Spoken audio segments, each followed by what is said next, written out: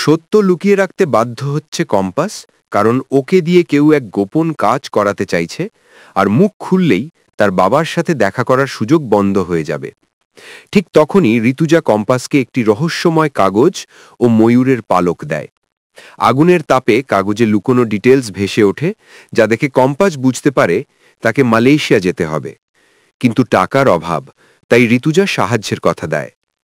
ঋতুজা চলে যেতেই compass জিতকে phone করে জানায় রাতে কলেজে লুকিয়ে কাজ করতে হবে। বিহান কথাটা শুনে সন্দেহে পড়ে যায়। অন্যদিকে অখিলেশ মাহিকে আদেশ দেয় কম্পাসের উপর কড়া নজর রাখতে, কারণ তার লুকোনো ডিটেলসও হারিয়ে গেছে।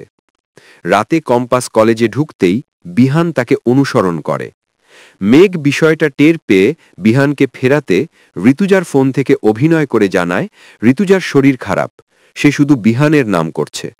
বিহান তড়িঘড়ি বাড়ি ফিরে আসে এবং ঋতুজাকে শুয়ে থাকতে দেখে চিন্তায় পড়ে যায়। কিন্তু তার মনে একটাই প্রশ্ন, কম্পাস কলেজে যে রহস্যময় রিসার্চ করছে সেটা আসলে কি?